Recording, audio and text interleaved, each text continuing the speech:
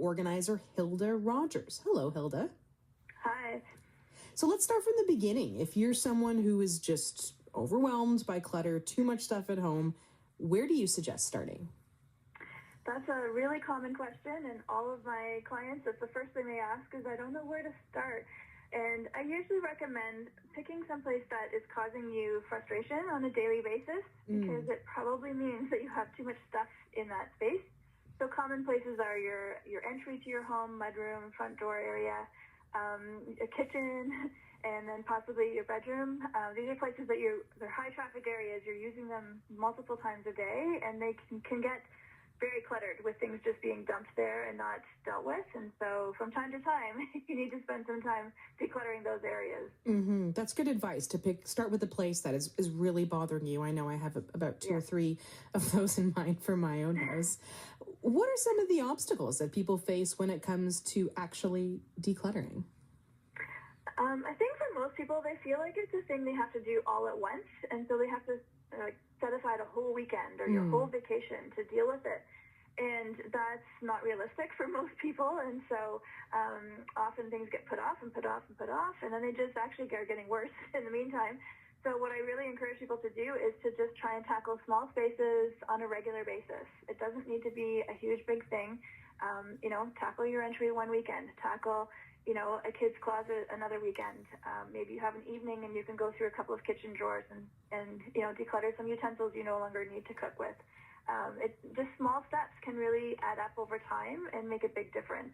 So you don't need to focus on a giant decluttering project. Once in a while you need to do those, but if you can do some small stuff along the way, it will be far less overwhelming.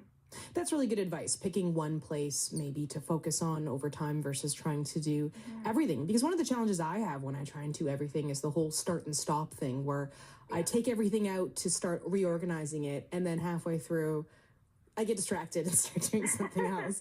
And then I don't ever really finish it. And then there's actually more clutter than when I started. Yep. So maybe that's just me. But yeah, no, it's not you. I like that idea of compartmentalizing things or doing them piece by piece. What are some of the biggest myths about decluttering that you encounter in your work?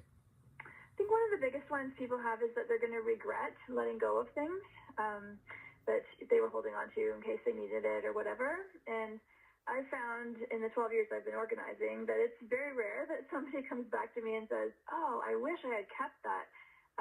Really, in general, the vast majority of people feel so much better after they've decluttered because their house is less stressful, it's peaceful, it's easier to keep things organized, and your life functions better when you don't have so many things in your house.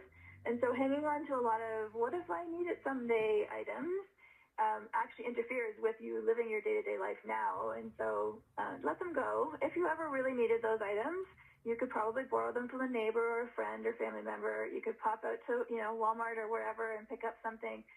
We don't really live in a society where it's hard to access things. You can get Amazon to drop it off the same day. For sure. So it's easier to let go of it now. Enjoy the space in your home. And then if you do need something, get it at that point in time. And just from your experience, and this is me just being curious about what other people do, because I certainly have done that before. What are some of the common things that people hold on to, thinking that they might need it later, but truly it's easier just to toss it? Mm-hmm.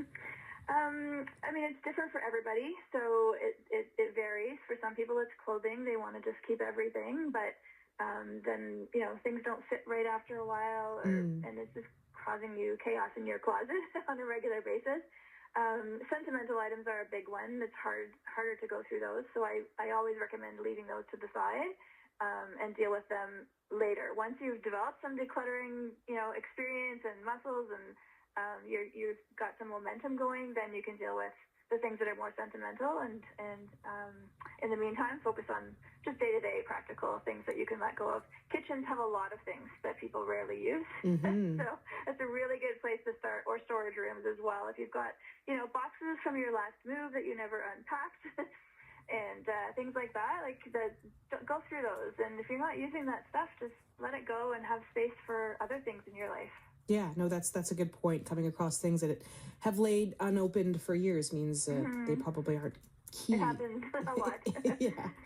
If you are somebody who manages to get rid of your clutter piece by piece, you've gotten to that stage, How do you maintain it? Because for many people, that clutter just comes back within a week or two, exactly how it looked prior. So what advice do you have for keeping it up over time? I think the best advice is to be really conscious of what you're bringing into your home, and I don't think most of us are. It's easy to add things to our online carts and, pick things up that are on sale, and things just keep constantly coming into our homes, and we're not even really aware of how much, and so it accumulates over time. Gifts are constantly coming in. Kids are bringing things home from school and growing out of clothes.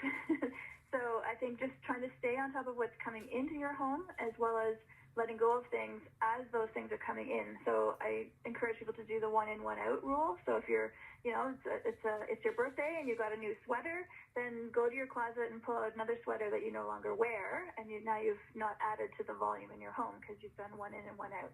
No, one in one. That's a good tip. And you've shared a lot of great tips with us so far, Hilda. But if people need more help with decluttering, where do you say people should turn to or can turn to for some assistance? So, if you're able to just ask family and friends, that's always a good starting point. But sometimes you just need external help that doesn't have any judgment attached to it or opinions. And so I'm part of an association called Professional Organizers in Canada. And we have organizers across the country. There's a directory on the website, so you can search for someone in your area that can come in and help you in your home. I also offer virtual organizing services around the world, so you can look me up and I can help you virtually to coach you through some of the decisions that you might be struggling with. Good to know. Hilda, thanks so much. My pleasure. Thank you. Hilda Rodgers is a professional organizer and the owner of From Overwhelmed to Organized.